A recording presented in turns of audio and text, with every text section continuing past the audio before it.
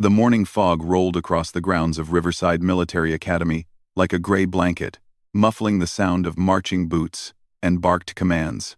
It was the kind of September day that made everything feel subdued and mysterious. Through the main gates walked a young woman who looked completely out of place among the sharp uniforms and rigid postures of the established cadets. Sarah Chen appeared to be in her early 20s, with shoulder-length black hair that seemed to have a mind of its own in the humid morning air. She wore simple civilian clothes, faded jeans, a plain white t-shirt, and worn sneakers that had seen better days. In her hands, she clutched a crumpled piece of paper that she kept glancing at, her dark eyes scanning the imposing brick buildings that surrounded the academy's central courtyard. From their position near the mess hall, a group of third-year cadets watched her approach with growing interest. These were the academy's self-appointed enforcers of tradition, young men and women who had survived their own brutal introduction to military life and now felt entitled to pass that experience along to newcomers. "Look what the cat dragged in," muttered Jake Morrison, a stocky cadet from Texas whose father and grandfather had both attended Riverside. His voice carried the confidence of someone who had never questioned his place in the world. "Looks like someone's lost their way to the local community college." "Bien." In the soft, a physical just arm. Beside him, Maria Gutierrez adjusted her perfectly pressed uniform and smirked. She had fought twice as hard as any male cadet to earn her place, and had little patience for anyone who seemed unprepared for military life. "Look at her," she said, shaking her head. "Can't even find her way around campus. This is going to be interesting." The third member of their informal leadership trio was David Park, whose analytical mind was already working through possibilities. "Transfer student, maybe?" he suggested, though his tone suggested he doubted it. "But why would they send someone in the middle of the semester without proper orientation?" Sarah continued to walk slowly across the courtyard, stopping occasionally to check her paper against the building numbers. She appeared genuinely confused, turning in small circles as she tried to match the directions with the reality of the sprawling campus.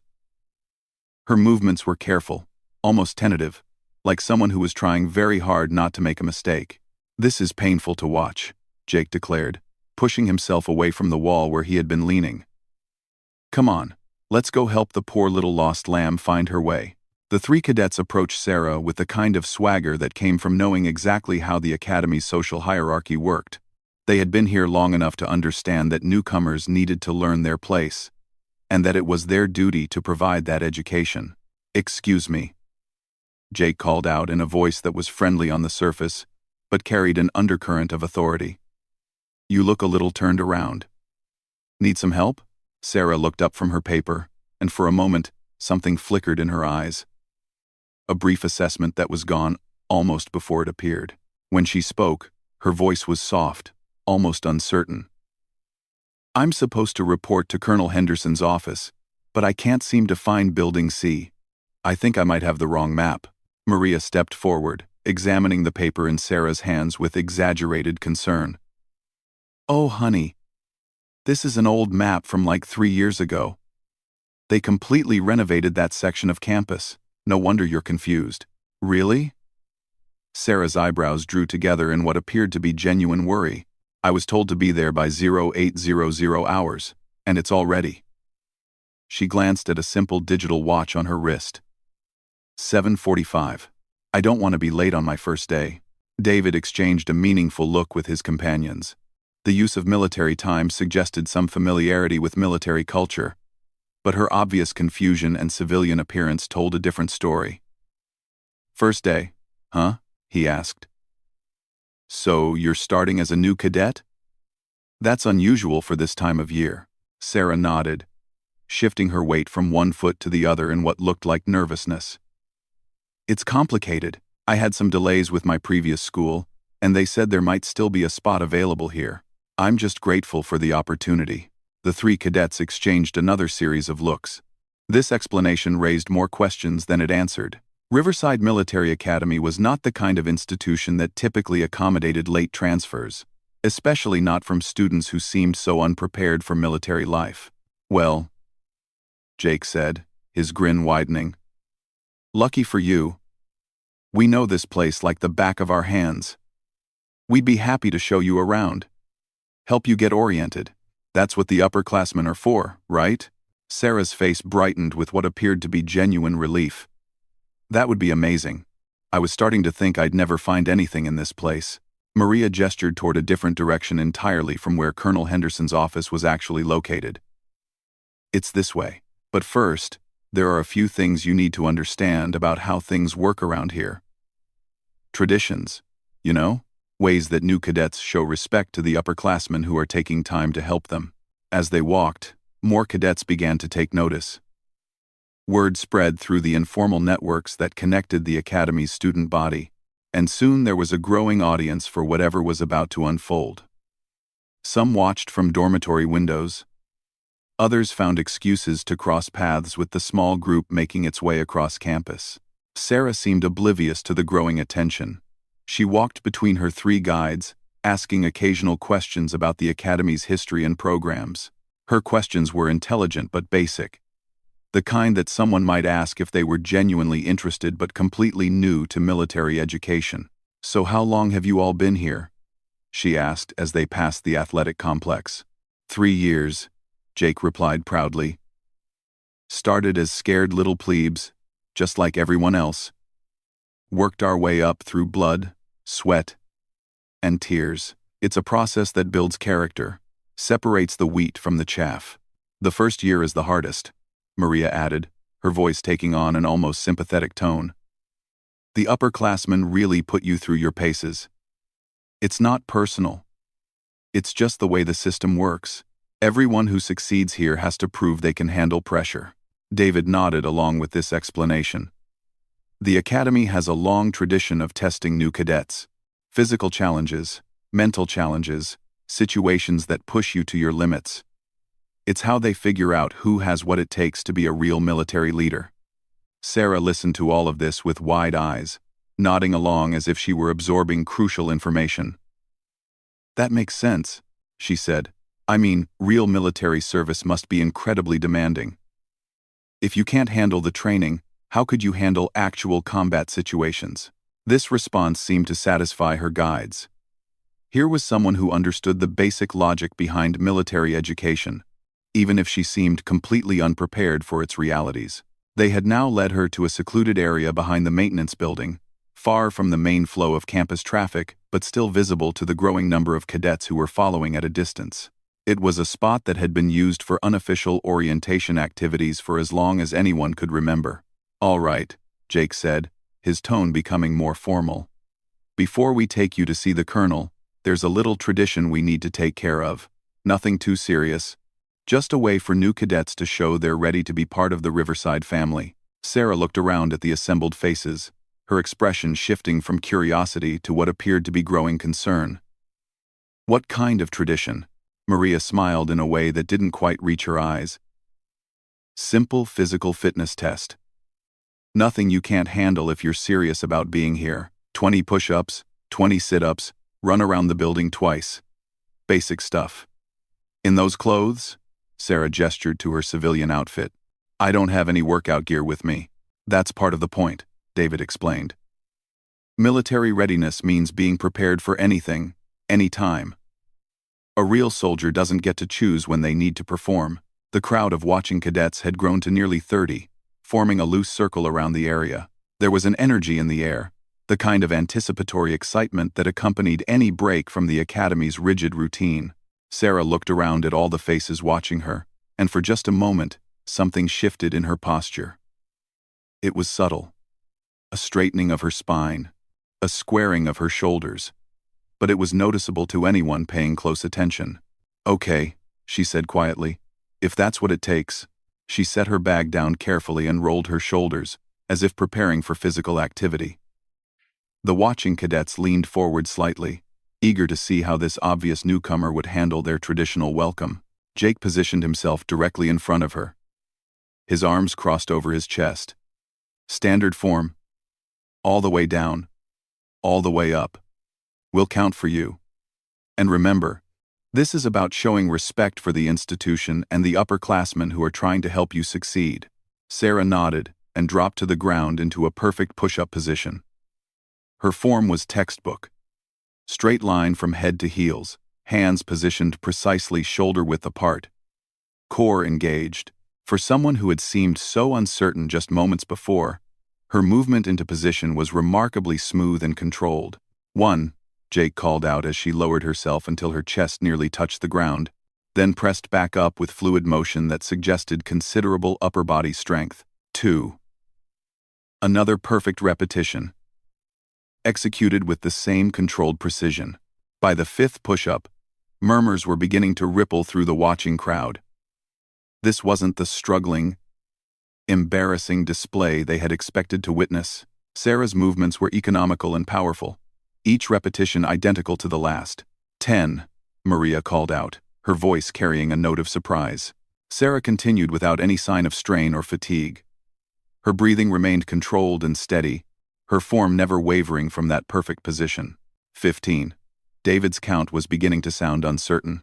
The watching cadets were now exchanging glances and whispered comments. This was not going according to the usual script. Most new cadets, especially those who appeared unprepared for military life, would be struggling significantly by this point. 20. Jake's voice had lost much of its earlier confidence.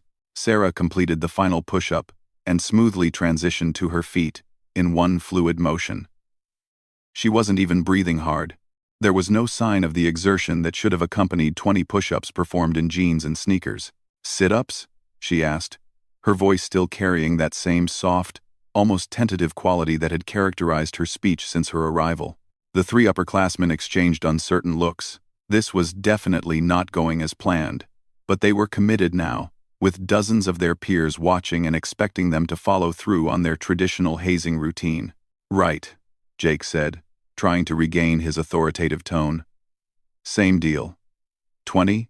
Perfect form." Sarah lay down on the asphalt and positioned herself for sit-ups.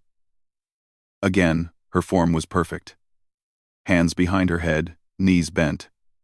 Core already engaged before she began the first repetition. The sit-ups were executed with the same mechanical precision as the push-ups. Each one was controlled and complete, with no shortcuts or compromised form. By the 10th repetition, the watching crowd had fallen almost completely silent. When she completed all 20 and stood up once more, brushing off her clothes with casual efficiency, the silence stretched for several long moments. "Running portion," Maria announced, though her voice lacked the confident authority it had carried earlier. "Twice around the maintenance building. We'll time you." Sarah nodded and began to jog at what appeared to be a comfortable, sustainable pace. But as she rounded the first corner and disappeared from immediate view, several cadets who had positioned themselves to watch the entire circuit called out observations that made the primary group even more uncomfortable. "She's moving pretty fast around there," someone shouted. "Form looks good too," called another voice. When Sarah reappeared, completing her first lap, it was clear that she wasn't running like someone who was struggling to keep up with unexpected physical demands. Her stride was efficient and controlled, her breathing still steady, her pace consistent. She completed the second lap and jogged back to where the 3 upperclassmen were waiting, coming to a stop without any visible signs of fatigue or distress. "How was that?" she asked, that same soft uncertainty back in her voice, as if she were genuinely seeking approval for her performance. Jake, Maria, and David looked at each other, then at the crowd of watching cadets, then back at Sarah. They had never encountered a new cadet who had completed their traditional physical test not only without difficulty, but with a level of competence that exceeded what they expected from most of their peers.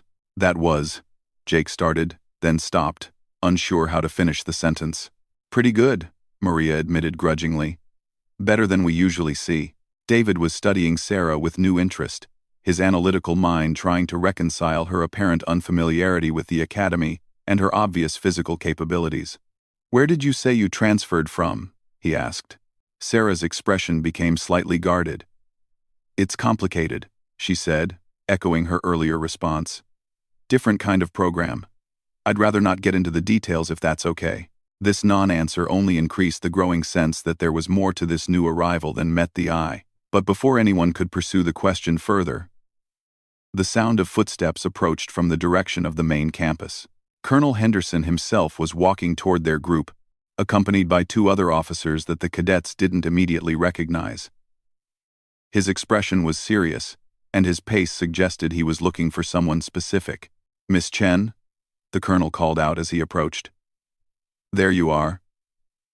We've been looking for you." Sarah's entire demeanor shifted in an instant. The uncertain, almost timid posture disappeared, replaced by a bearing that was unmistakably military. Her shoulders squared, her spine straightened, and when she turned to face the approaching officers, her movement was crisp and precise. "Colonel Henderson, sir," she said, her voice now carrying clear authority and confidence. "I apologize for the delay. I was receiving an orientation from these cadets." The change was so dramatic that several of the watching cadets actually took a step backward. This was not the same person who had been wandering around campus looking lost and confused just 30 minutes earlier. Colonel Henderson's eyes swept over the assembled group of cadets, taking in their positions, their expressions, and the obvious signs that some kind of unofficial activity had been taking place. "I see," he said, his voice neutral, but carrying undertones that suggested he understood exactly what had been happening. "Well, Miss Chen, if you're ready, we have several people who are very eager to meet you." As Sarah retrieved her bag and prepared to leave with the officers, she turned back to face Jake, Maria, and David. The soft uncertainty was completely gone from her expression, replaced by something that was assessing and unmistakably professional. "Thank you for the warm welcome," she said, and there was something in her tone that made all three upperclassmen suddenly very uncomfortable. "I'm sure we'll have opportunities to continue our conversation soon." The watching cadets began to disperse as Sarah walked away with Colonel Henderson and the other officers. But the conversations that erupted in their wake were animated and confused. Everyone had witnessed something unusual, but no one was quite sure what they had seen or what it meant. Jake, Maria, and David remained standing in the empty space behind the maintenance building, each lost in their own thoughts about what had just transpired. "Did that seem weird to anyone else?" Maria finally asked. "Everything about that seemed weird," David replied. "The way she moved, the way she handled the physical test, and especially the way she changed when the colonel showed up." Jake was staring in the direction Sarah and the officers had gone, a frown creasing his forehead. Who transfers into a military academy in the middle of the semester? And why would Colonel Henderson personally come looking for a new cadet? None of them had answers to these questions, but they all had the growing sense that they had just made a significant mistake. The traditional hazing of new cadets was supposed to be straightforward. Identify someone who needed to learn their place, provide that education, and move on. But Sarah Chen didn't fit any of the usual patterns, and her reaction to their test raised more questions than it answered. As they walked back toward the main campus, each of them was beginning to wonder just who they had attempted to haze, and what the consequences of that decision might turn out to be. Colonel Henderson's office occupied the corner of the administration building, its tall windows offering a commanding view of the academy's central parade ground.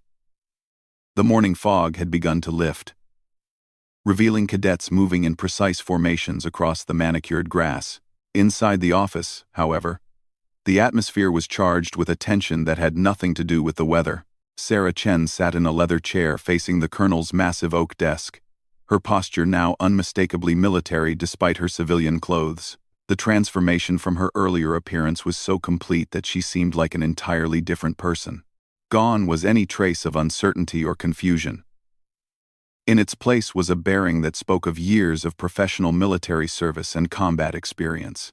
"Lieutenant Commander Chen," Colonel Henderson began, using her full rank for the first time since her arrival. "I apologize for the delay in our meeting. There seems to have been some confusion about your arrival time and location." Sarah's expression remained neutral, but there was a hint of something that might have been amusement in her dark eyes. "No confusion on my part, sir. I arrived precisely when and where I was instructed to. The additional time allowed me to conduct an informal assessment of your cadet leadership structure." The two other officers present exchanged glances. Major Patricia Williams, the Academy's Director of Cadet Development, leaned forward slightly. "Assessment? Commander? Could you elaborate on that?" "Certainly," Sarah replied, her voice carrying the crisp precision of someone accustomed to giving briefings. Within 30 minutes of arriving on campus, I was approached by 3 third-year cadets who identified themselves as student leaders. They proceeded to conduct what appeared to be an unauthorized hazing ritual under the guise of helping a lost newcomer. Colonel Henderson's jaw tightened slightly. "And how did you respond to this situation?" "I played the role they expected to see," Sarah said simply. Confused civilian, grateful for assistance, willing to submit to their traditional testing. It provided an excellent opportunity to observe their leadership methods, decision-making processes, and group dynamics under what they perceived to be low-stakes circumstances. The third officer, Brigadier General Robert Hayes from the Pentagon's Special Operations Command, spoke for the first time since entering the office. "And your assessment of what you observed?" Sarah was quiet for a moment, organizing her thoughts with the methodical approach of someone trained to deliver accurate intelligence reports. The cadets in question demonstrated initiative and confidence, which are positive leadership traits. However, they also showed a concerning willingness to abuse their authority over perceived subordinates, poor judgment in conducting unauthorized activities, and a troubling assumption that appearing lost or unprepared justified public humiliation. Major Williams made notes on a tablet as Sarah spoke. "You mentioned this was conducted as a group activity. How many cadets were involved?" "Approximately 30 observers, 3 primary participants," Sarah replied.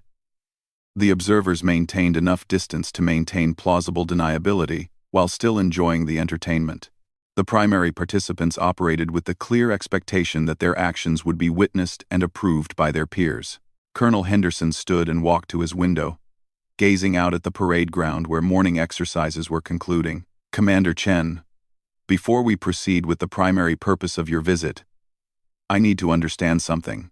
You could have identified yourself at any point during this incident and ended it immediately. Why didn't you?" Sarah considered the question carefully. "In my experience, sir, you learn more about people by observing how they behave when they think no one important is watching. These cadets believed they were dealing with someone powerless and insignificant. Their actions under those circumstances reveal character traits that might not emerge during formal evaluations or structured leadership exercises." "And what did those character traits tell you about the effectiveness of the Academy's leadership development program?" General Hayes asked. The question hung in the air for several moments. Sarah had spent the last 8 years in Naval Special Operations, most recently as a SEAL team leader conducting high-risk missions in multiple theaters. She had commanded men and women in situations where poor leadership could mean the difference between mission success and catastrophic failure. Her assessment would carry significant weight. "The physical competence and military bearing of the cadets I observed was impressive," she began diplomatically. "However, their understanding of leadership appears to be based on dominance and hierarchy rather than service and responsibility. They seem to view their authority as something that granted them privileges, rather than something that obligated them to protect and develop those under their command." General Hayes made his own notes on this assessment. Sarah Chen had been specifically requested for this assignment because of her combination of combat experience and advanced degrees in military psychology and organizational leadership. The Pentagon was considering significant changes to how military academies developed officers, and her evaluation would influence policy decisions affecting thousands of future military leaders. "Tell me about their physical capabilities," Major Williams interjected. "You participated in some kind of fitness test?" Sarah's expression shifted slightly, revealing what might have been the ghost of a smile. "They requested 20 push-ups, 20 sit-ups, and 2 laps around the maintenance building. Standard basic fitness requirements. I complied with their request." "And how did they react to your performance?" "They appeared surprised that I completed the tasks without difficulty. This suggests they expected their target to fail or struggle significantly. When that didn't occur, they seemed uncertain how to proceed with their planned humiliation." Colonel Henderson returned to his seat, his expression thoughtful. "Commander, your official assignment here is to spend 2 weeks observing our training methodologies and cadet development programs. However, given this morning's events, I'm wondering if we should modify your cover identity." Sarah shook her head decisively. "I believe maintaining the current approach will be more valuable, sir. If the cadet body learns there's a Navy SEAL conducting evaluations, their behavior will change accordingly. Natural responses will be replaced by performed compliance. The data will become essentially useless. But won't those 3 cadets recognize that something unusual happened this morning? Major Williams asked. They clearly saw you change demeanor when we arrived. They saw someone who became more formal when addressed by senior officers, Sarah corrected. That's a normal response that can be explained by basic military courtesy or previous ROTC experience. Without additional information, they're likely to rationalize the inconsistencies rather than jump to the conclusion that they attempted to haze a Navy SEAL. General Hayes leaned back in his chair, studying Sarah with evident interest. You're suggesting we allow them to continue believing you're simply a transfer student? For now, yes, sir. It will allow me to observe how they process this morning's events, how they discuss it with their peers, and whether they modify their behavior based on uncertainty about my background. Those reactions will provide valuable data about their adaptability and judgment. The room fell silent as the 3 senior officers considered this proposal.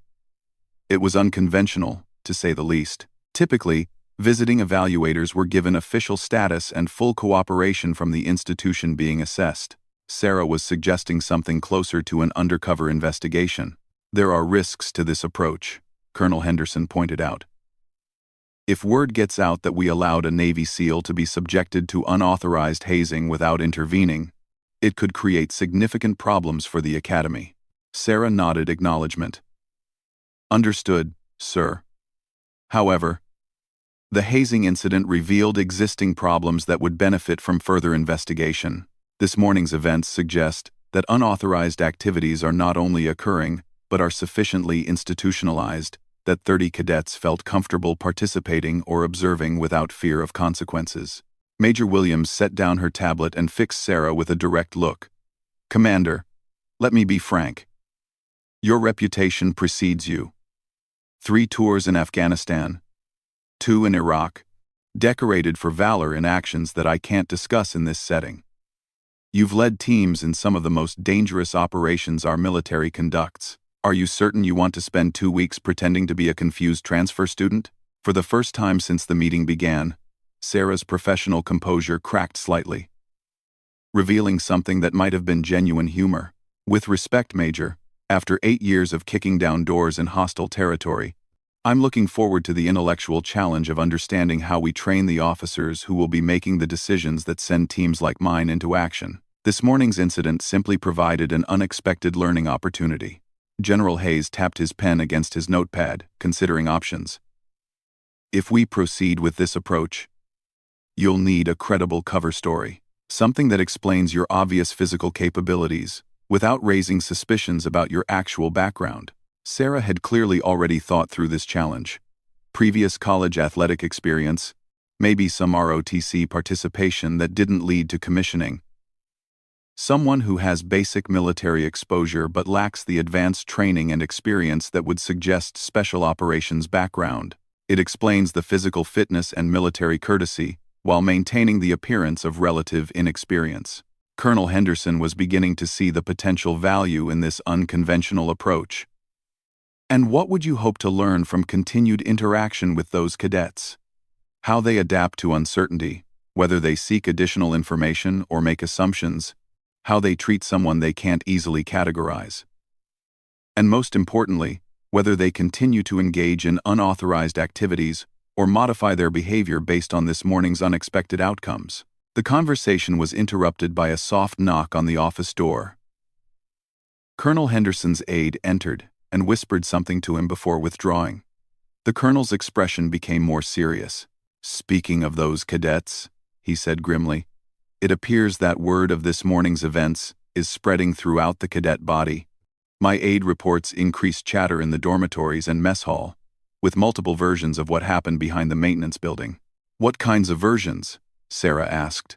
Everything from claims that a new cadet completed physical training that impressed the upperclassmen, to rumors that someone showed up the Academy's traditional leadership development methods. Apparently, the story is growing with each telling. General Hayes frowned. This could complicate your evaluation, Commander. If the entire cadet body is discussing the incident, it may influence behavior in ways that compromise the validity of your observations. Sarah considered this development. Actually, sir, it provides an additional assessment opportunity. How information spreads through the cadet social network, how stories change as they're retold, and how the three primary participants respond to increased attention and scrutiny. All of that data will be valuable for understanding the Academy's culture and communication patterns. Major Williams was taking additional notes. You'll need to be careful, Commander. If you're going to maintain this cover identity, you can't demonstrate capabilities that would be impossible to explain away. No advanced hand-to-hand combat, no weapons expertise, no tactical knowledge that goes beyond basic ROTC training. Understood, Sarah replied. I'll be particularly careful about automatic responses to tactical situations. 8 years of combat training creates muscle memory that can be difficult to suppress. Colonel Henderson stood, indicating that the meeting was reaching its conclusion. Very well, Commander. We'll proceed with the modified assessment plan. You'll be officially registered as a transfer student with previous ROTC experience, exploring the possibility of completing your degree through the Academy's program. That provides cover for your presence while explaining your military bearing and physical capabilities. What about living arrangements? Sarah asked. Will I be housed with the other cadets? We've prepared a single room in the guest quarters, Major Williams explained. It's typically used for visiting faculty or short-term residents. You'll have privacy for your real work while maintaining the appearance of being a student resident. General Hayes closed his notebook and stood as well. Commander Chen, I want to be clear about something. While this unconventional approach has merit, your safety and well-being remain our primary concern. If at any point you feel that maintaining this cover identity puts you at risk or compromises your ability to complete the evaluation, you are to immediately contact Colonel Henderson and transition to official status. Sarah stood and moved to attention. Understood, sir. I appreciate the confidence you're placing in my ability to handle this assignment. As the meeting concluded and the officers prepared to leave, Colonel Henderson had one final question. Commander, those 3 cadets, Morrison, Gutierrez, and Park, do you anticipate having additional interactions with them? Sarah's expression became thoughtful. Almost certainly, sir. This morning's events created an unresolved situation that they'll want to understand better. Human nature suggests they'll seek additional contact to gather more information about me and to process what happened during their traditional hazing ritual. And you're prepared for those interactions? I've spent 8 years adapting to fluid situations with incomplete information, Sarah replied. I'm confident I can handle whatever curiosity or follow-up questions 3 military academy cadets might present. As Sarah left the administration building and walked back across campus toward her assigned quarters, she was aware of the increased attention her presence was generating. Clusters of cadets stopped their conversations as she passed, and she could feel eyes following her movement across the parade ground. The morning's events had set several wheels in motion. The 3 cadets who had attempted to haze her were undoubtedly questioning what they had witnessed and wondering how to interpret her unexpected competence. The broader cadet body was circulating increasingly dramatic versions of the incident, and now, she had committed to spending 2 weeks living among these future military officers while secretly evaluating their readiness to lead troops in combat situations. As she reached her assigned building, Sarah reflected on the complexity of the task ahead. She had volunteered for this assignment because she believed that improving military leadership development was crucial for the safety and effectiveness of the troops who would serve under these future officers. This morning's hazing incident had provided an unexpected window into problems that might not have emerged through conventional evaluation methods. The next 2 weeks would determine whether the Academy was producing the kind of leaders who deserved to command soldiers in life-and-death situations, or whether fundamental changes were needed in how military officers were trained and developed. Behind her, across the parade ground, 3 cadets were having an increasingly intense discussion about the morning's events and what they might mean for their own futures at the Academy. 2 weeks had passed since Sarah Chen's arrival at Riverside Military Academy, and the campus atmosphere had shifted in ways that no one could have predicted. What began as a simple hazing incident had evolved into a comprehensive examination of leadership, authority, and the true meaning of military service. Sarah sat in the Academy's library, officially working on what appeared to be a research paper for her supposed transfer credit requirements. In reality, she was completing her final evaluation report, a document that would influence military academy policies across the entire Department of Defense. The past 14 days had provided her with more insight into military leadership development than she had expected to gather in months of conventional observation.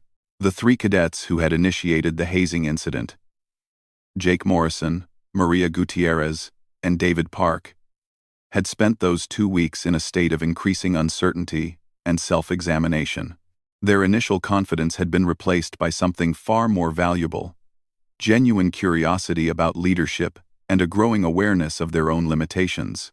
The transformation had begun 3 days after their first encounter, when Sarah had been invited to participate in a voluntary evening discussion group that several upperclassmen organized to talk about military history and leadership philosophy. Jake had extended the invitation, ostensibly as a gesture of inclusion toward the new transfer student, but Sarah recognized it as an attempt to gather more information about her background and capabilities. During that first discussion session, focusing on the leadership challenges faced during the D-Day landings, Sarah had carefully shared insights that demonstrated deep understanding of military history and tactical thinking, but nothing that couldn't be explained by serious academic study and natural analytical ability. She had watched as the three cadets struggled to reconcile their preconceptions about her with the evidence of her knowledge and intelligence. "You really seem to understand this stuff," Maria had said after Sarah offered a particularly insightful analysis of how communication failures had affected the coordination between different units during the Normandy invasion. "Did you study military history before coming here?" Sarah had deflected the question with a mixture of truth and misdirection. "I've always been interested in understanding how people make decisions under pressure. Military history provides some of the best case studies for that kind of analysis." Over the following days, similar interactions had occurred repeatedly. During a campus-wide physical fitness challenge, Sarah had performed well enough to demonstrate excellent conditioning without revealing capabilities that would suggest professional military training.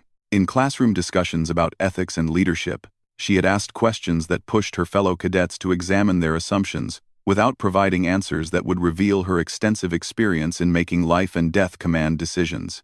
Most importantly, she had observed how the three upperclassmen were processing their initial encounter with her. Jake had become increasingly reflective, often asking questions about the nature of authority and whether traditional hazing practices actually served any useful purpose in developing military leaders. Maria had started paying closer attention to how newer cadets were treated by their upperclassmen, and had intervened in several situations where she observed behavior that she now recognized as inappropriate. David had begun conducting his own informal research into military leadership development, clearly trying to understand whether the Academy's traditional methods were actually producing the kind of officers the military needed. The broader cadet body had also undergone subtle but significant changes during those 2 weeks. Word of the unusual transfer student who had surprised the upperclassmen had spread throughout the campus. But rather than creating resentment or suspicion, it had sparked conversations about competence, respect, and the difference between leadership and dominance. Sarah had observed these conversations during meals, study sessions, and informal gatherings, noting how cadets were beginning to question practices they had previously accepted without examination. Younger cadets were showing more confidence in asserting their own dignity, while upperclassmen were displaying increased awareness of their responsibilities as role models and mentors. The most significant development had occurred during the previous week, when Jake, Maria, and David had approached Colonel Henderson directly to request a review of the Academy's unofficial traditions and hazing practices. They had presented a detailed analysis of how unauthorized activities were affecting cadet morale and development, and had proposed alternative methods for building unit cohesion and testing individual resilience. Sarah had learned about this development through her regular briefing sessions with Colonel Henderson, and had been impressed by the thoroughness of their research and the maturity of their recommendations. These were the same 3 cadets who had, 2 weeks earlier, subjected her to public humiliation as a form of entertainment.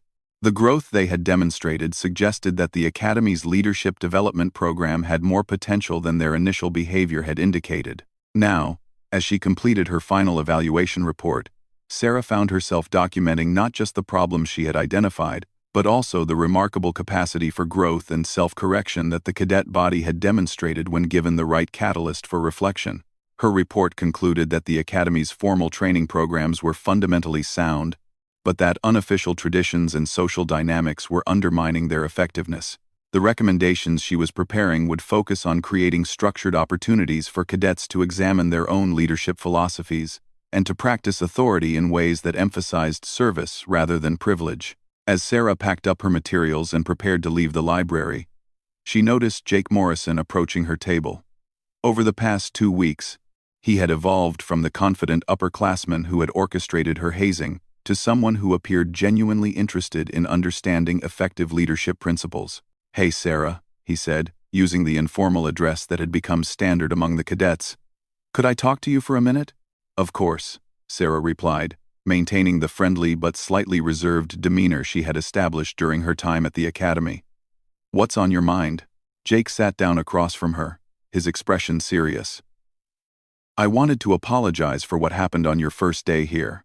The whole thing with making you do push-ups and run around the building. It was inappropriate. And I've been thinking about it a lot over the past couple of weeks." "Cool." Sarah studied his face, noting the genuine discomfort and regret in his expression.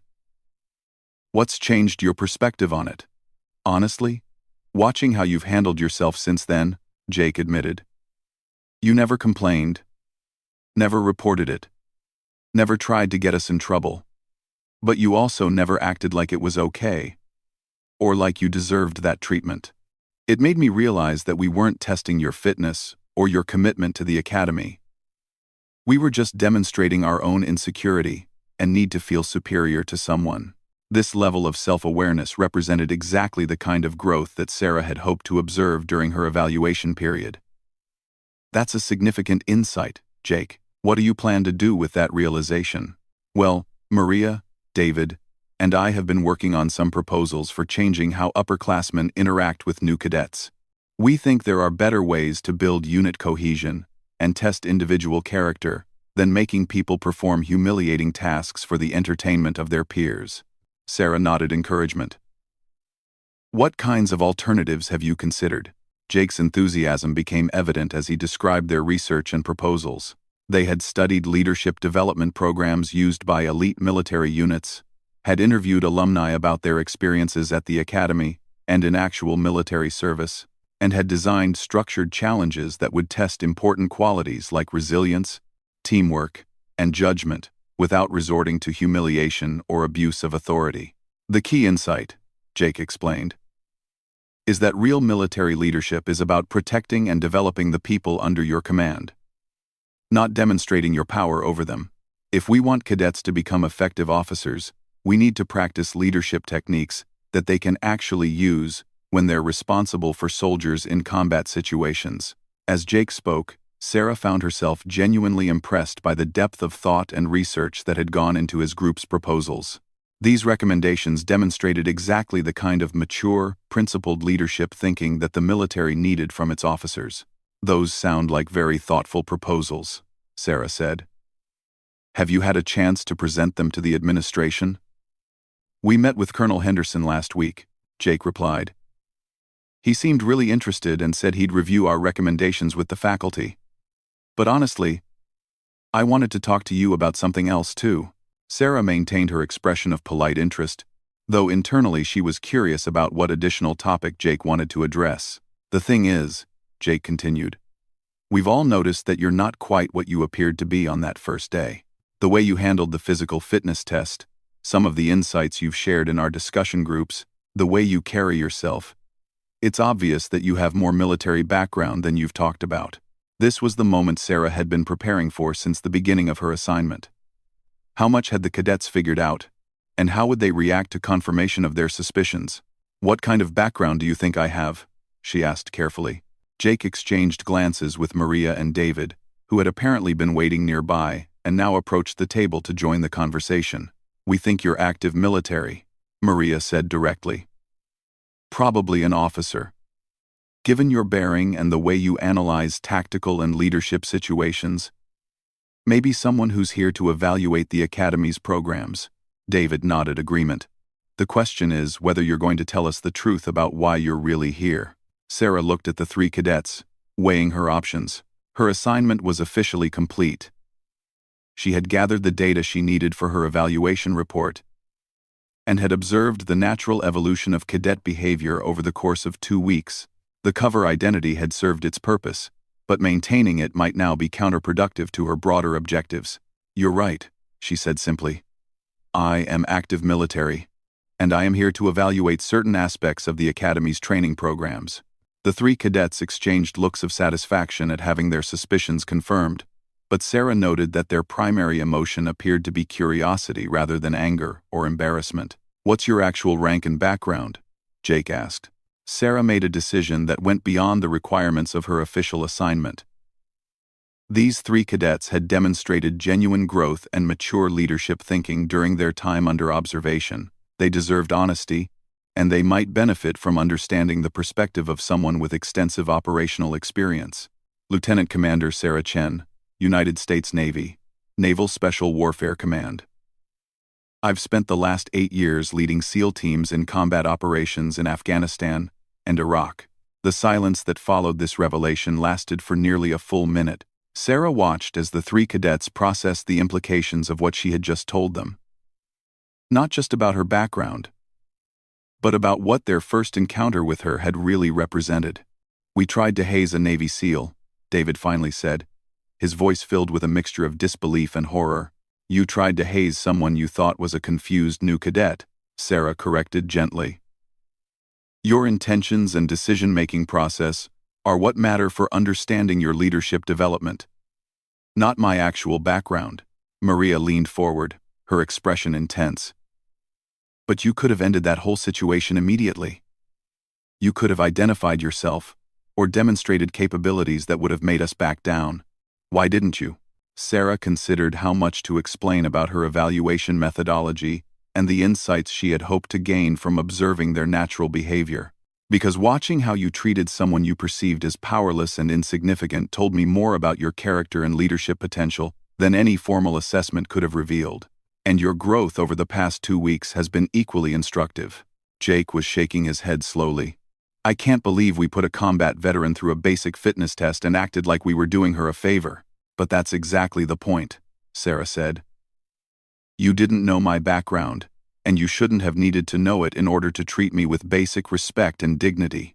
Effective military leaders don't abuse their authority over subordinates, regardless of those subordinates' backgrounds or capabilities." The conversation continued for another hour, with Sarah sharing insights from her operational experience and the three cadets asking thoughtful questions about leadership challenges they might face as military officers. By the time they parted ways, Sarah was confident that these three future officers had gained a deeper understanding of the responsibilities that come with military command authority. The following morning, Sarah attended her final meeting with Colonel Henderson, Major Williams, and General Hayes. Her evaluation report had been completed and submitted, and it was time to discuss her findings and recommendations. "Commander Chen," Colonel Henderson began, "your report makes for fascinating reading. Could you summarize your primary conclusions for us?" Sarah had spent considerable time organizing her thoughts for this presentation. The Academy's formal training programs are excellent and produce officers with strong technical competencies and military bearing. However, informal social dynamics and unauthorized traditional practices are undermining the development of mature leadership judgment and ethical decision-making. She went on to detail her observations about how power dynamics among cadets affected their understanding of authority, and how practices like hazing created confusion between dominance and leadership. But she also emphasized the positive changes she had observed when cadets were given opportunities to reflect on their own behavior and its implications. Most importantly, she concluded, the cadet body demonstrated remarkable capacity for growth and self-correction when presented with challenges to their assumptions about leadership effectiveness. The three cadets who initiated the hazing incident became some of the strongest advocates for reforming those practices. General Hayes leaned forward with interest. You're suggesting that the problems you identified are correctable through targeted interventions rather than comprehensive program restructuring? Exactly, sir. The foundation is solid.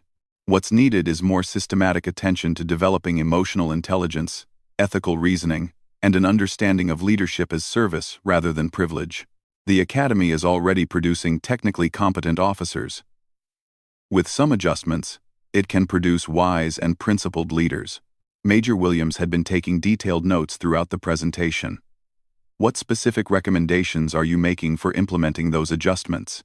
Sarah outlined a series of proposals that included structured reflection exercises, mentorship programs, pairing upperclassmen with junior cadets in ways that emphasized development rather than hierarchy, and regular leadership challenges that tested judgment and character rather than just physical capabilities or rule following.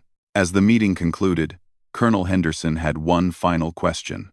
Commander, do you believe that your unconventional evaluation approach provided insights that we couldn't have gained through traditional assessment methods? Sarah smiled, thinking about her conversations with Jake, Maria, and David, and about the broader changes she had observed throughout the cadet body. Absolutely, sir. People reveal their true character when they think their actions don't have consequences for their careers or reputations. Understanding how future officers behave in those circumstances is crucial for evaluating their readiness for the moral and ethical challenges they'll face as military leaders. 6 months later, Sarah received a letter from Jake Morrison, now a newly commissioned second lieutenant serving at Fort Bragg. He wrote about implementing the leadership principles they had discussed during her time at the Academy, and about how that experience had influenced his approach to leading soldiers in his first assignment. The letter concluded with a sentence that validated everything Sarah had hoped to accomplish through her unconventional evaluation. Thank you for showing us that real leadership begins with treating every person with dignity and respect, regardless of their rank or position. It's a lesson that's made me a better officer and a better person. Sarah filed the letter with her other important correspondence, satisfied that her 2 weeks at Riverside Military Academy had contributed to developing exactly the kind of officers that American troops deserve to have, leading them in the challenging missions that lay ahead.